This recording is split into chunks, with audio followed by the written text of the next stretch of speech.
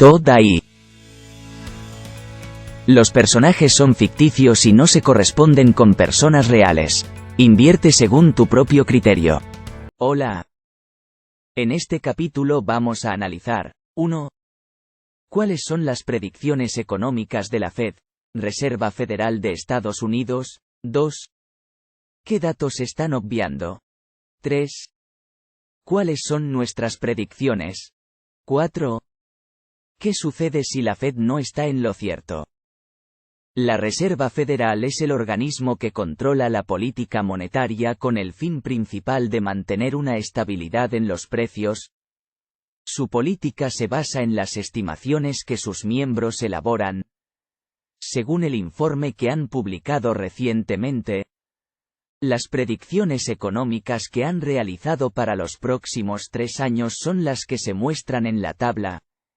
El Banco Central norteamericano está previendo una desaceleración suave de la economía para los próximos 3 años, con incrementos menores del PIB, Producto Interior Bruto, pero positivos, niveles de desempleo estables en torno al 4%, una inflación moderada que tiende al objetivo marcado por la propia Fed del 2%.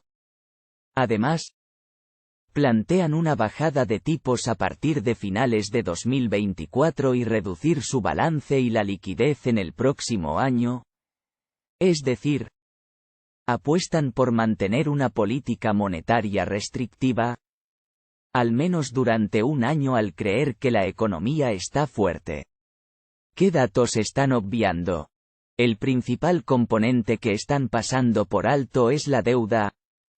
Como se ve en la imagen, los gobiernos la están haciendo crecer mucho y, recientemente, se ha acordado que puede seguir incrementándose hasta enero de 2025.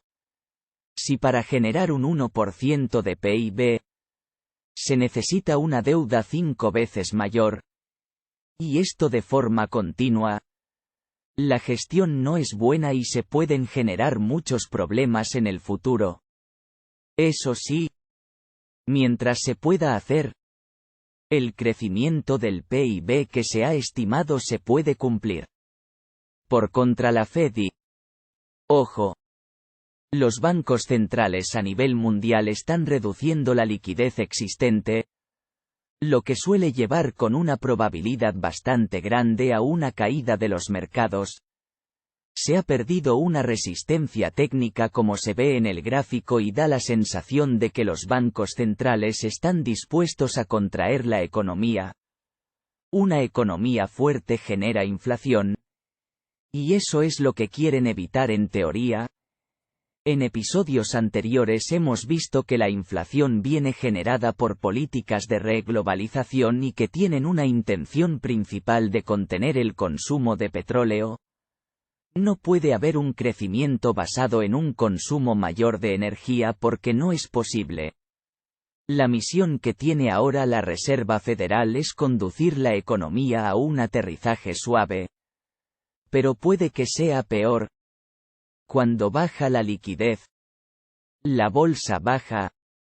Veremos si los bancos centrales van a verse obligados a cambiar su política porque han generado demasiada recesión.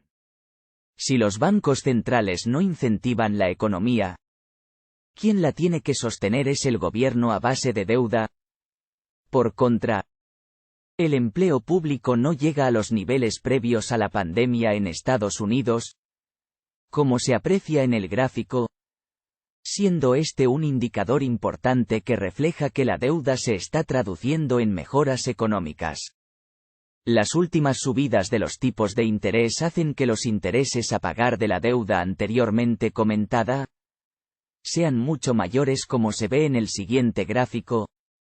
Además, este dato va a seguir aumentando, especialmente a partir de noviembre, lo que va a suponer que las arcas públicas no van a estar como para ser el motor de la economía. Con esta encrucijada, vamos a ver predicciones alternativas. Yo creo que vamos a ver un descenso mayor de la economía de lo que la Fed está prediciendo, pero no lo veo excesivamente dramático hasta finales de 2025. Sí que habrá también más desempleo, pero la máquina de la deuda y de imprimir billetes de la Fed se activarán cuando sea necesario para prolongar la narrativa de un aterrizaje suave 2 años más. Se pueden ver mis predicciones en el gráfico. Creo que el empleo aguantará 2 años más en niveles bajos, la deuda subirá mucho y el balance de los bancos centrales no bajará tanto, incluso acabará subiendo. El problema no está tanto en que se cumplan los datos, como en las consecuencias para el futuro. No debería permitirse que la deuda suba tanto. Veo un aterrizaje suave porque los ingresos de las familias y los salarios están respondiendo a la inflación y aseguran un nivel aceptable de consumo con estos niveles de desempleo, incluso con una tasa de paro algo mayor. En el gráfico se aprecia una evolución positiva de los mencionados ingresos personales, que parece difícil de parar sin un cambio drástico en la economía. Como digo, llegará, pero cerca de 2026.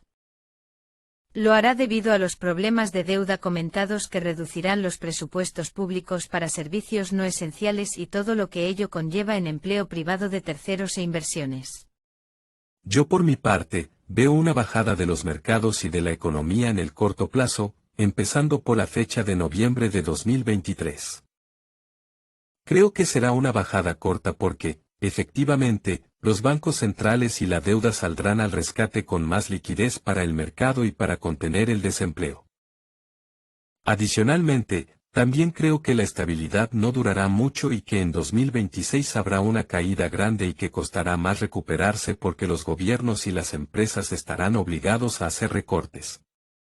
Uno de los motivos que más me preocupan es el déficit continuo y exagerado en el que se encuentran las cuentas públicas en los últimos años. Como se ve en el gráfico, esto no ha sucedido en toda la historia desde los años 50, ni siquiera algo parecido. Vamos a una década difícil con una bajada fuerte y corta inminente, y otra más larga y pronunciada desde 2026. La primera crisis inminente se va a producir porque no se esperaba una política de los bancos centrales tan restrictiva y parte de los ingresos y de las inversiones que se esperaban, no van a producirse. La segunda crisis, será por la deuda como ya se ha comentado. ¿Qué sucede si la Fed no está en lo cierto? Si se cumple que las previsiones son optimistas, lo primero que veremos es una caída de los mercados financieros, incluso más acusada de lo que los propios datos económicos pudieran reflejar. Esto llevaría a que la Fed tendría que optar por unas políticas más expansivas y a un mayor endeudamiento de los gobiernos. Eso sí, nunca se inclinaría la balanza hacia un crecimiento grande de la economía ya que, como hemos dicho en otros episodios, no hay petróleo suficiente como para abastecer una demanda energética más grande. Como cierre, podemos decir que las predicciones de la Fed parecen optimistas y que hay un riesgo importante de ver los mercados a la baja, tanto en el corto plazo como casi seguro cerca del 2026.